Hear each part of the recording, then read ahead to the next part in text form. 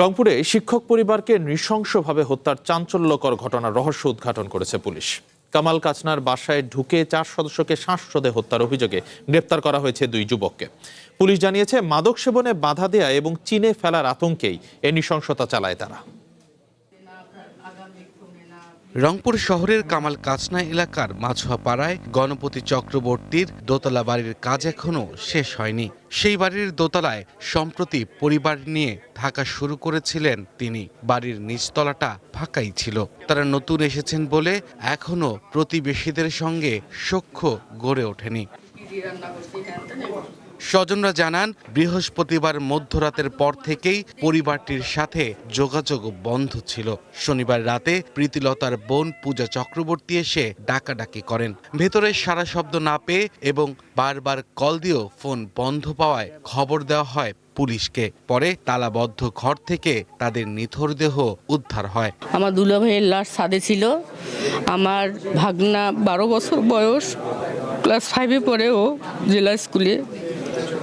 ওর লাশ ছিল খাটের নিচে, ও পালাইছে ভয়ে, ওকেও ছাড়ে নাই। ছেলে দুটো এসে বলতেছে যে এটা কি মাস্টারের বাড়ি? আমরা বললাম হ্যাঁ মাস্টারের বাড়ি। কয় উনি কি বাসায় আছেন? তা আমরা বললাম যে বাসায় এখন উনি আসেন কিনা আসেন আমরা বলতে পারবো না, আপনি হচ্ছে কলিং বেল চাপেন। কলিং বেল চাপছে, চাপার পর কোনো শব্দ হয়নি। তখন বলতেছে যে শব্দ তো হয়েছে না।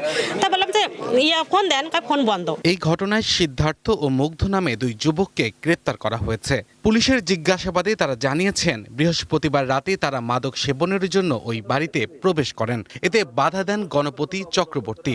নগদ নিয়ে এলো হার না মানা হার অফার। সর্বনিম্ন 10,000 টাকা রেমিটেন্স নগদে পাঠালে থাকছে স্বর্ণের হার জেতার সুযোগ। বাক বিতণ্ডার এক পর্যায়ে তাকে শ্বাসরোধ করে হত্যা করা হয়। পরে নিজেদের বাঁচাতে হত্যা করেন পরিবারের বাকি 3 জনকে। বখাটে যুবকরা অনধিকার প্রবেশ করে ওনার বাসায় তারা মাদক সেবন করতেছিল বা আড্ডা দিচ্ছিল। আড্ডার পরে মাদক সেবন করতেছিল।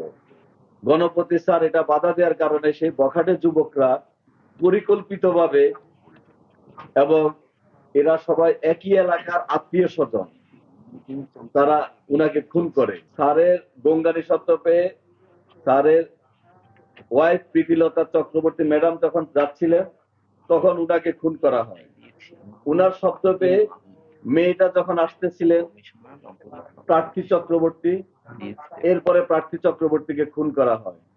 সবশেষে ঘুমিয়ে থাকা নিষ্পাপ শিশুটাকে খুন করা হয়। ঘটনার পর হত্যাকারীদের বিচার দাবিতে জেলা স্কুল ও পুলিশ সুপারের কার্যালয়ের সামনে বিক্ষোভ করেছেন শিক্ষার্থী সহ এলাকাবাসী। One national desk.